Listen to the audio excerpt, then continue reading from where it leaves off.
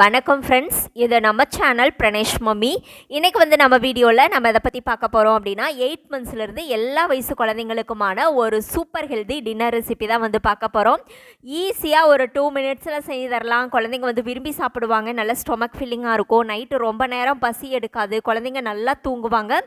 இந்த சூப்பரான dinner recipe எப்படி செய்கிறதுன்னு பார்க்குறதுக்கு முன்னாடி இந்த வீடியோக்கு ஒரு லைக் பண்ணிட்டீங்க அப்படின்னா உங்களை மாதிரி இன்னும் நிறைய மம்மிஸ்க்கு இந்த வீடியோ யூஸ்ஃபுல்லாக இருக்கும்.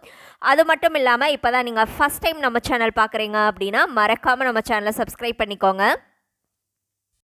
ஓகே ஃப்ரெண்ட்ஸ், இந்த சூப்பராக வெயிட் கெய்னிங் ஆகக்கூடிய இந்த டின்னர் செய்கிறதுக்கு குழந்தைங்களுக்கு வந்து பார்த்தீங்க அப்படின்னா ஒரு 1/2 டம்ளர் அளவுக்கு கோதுமை ரவை புரோக்கன் வீட் வந்து எடுத்திருக்கேன். இது கூட 2 பாதாம் சேர்த்துட்டு இதை நல்லா நைஸ் பவுடரை அரைச்சி எடுத்துகிட்டு வந்துடுங்க.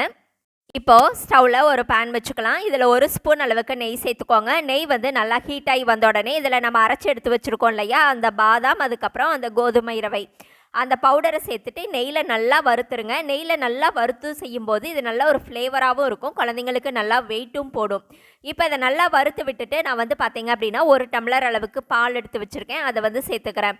அதாவது 1/2 டம்ளர் பால் 1/2 டம்ளர் தண்ணி கலந்து சேர்த்துட்டோம் அப்படின்னா குழந்தைங்களுக்கு ஈஸியாக டைஜஸ்ட் ஆயிரும்.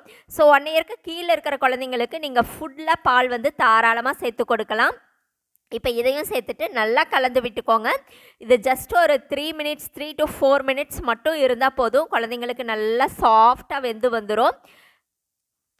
ஸ்டவ்வை வந்து மீடியம் ஃப்ளேம் வச்சுட்டு இந்த மாதிரி கைவிடாமல் கலந்து விட்டுக்கோங்க. இப்போ ஃபைனலாக இது கூட வந்து பார்த்தீங்க அப்படின்னா நான் கொஞ்சமாக பொடிச்ச வெல்லம் வந்து எடுத்து வச்சுருக்கேன். நீங்கள் வெல்லம் சேர்த்துக்கலாம். அதுக்கு பதிலாக வந்து பனங்கருப்பட்டி பனங்கல்கண்டு இந்த மாதிரி எது வேணாலும் சேர்த்துக்கலாம். ரொம்ப கெட்டியாக இருக்கிற மாதிரி இருந்தால் கொஞ்சம் எக்ஸ்ட்ரா பாலும் சேர்த்துக்கோங்க. இது கூட கொஞ்சமாக வந்து வெல்லமும் சேர்த்துட்டு நல்லா கலந்து விட்டுருங்க.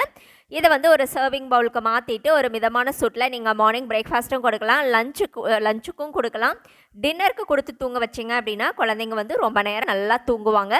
இந்த ரெசிபி உங்களுக்கு பிடிச்சிருந்தது அப்படின்னா மறக்காமல் நம்ம சேனலை சப்ஸ்கிரைப் பண்ணுங்கள், லைக் பண்ணுங்கள். அதே மாதிரி உங்களுடைய கருத்துக்களையும் கமெண்ட்டில் சொல்லுங்கள். Thank you friends.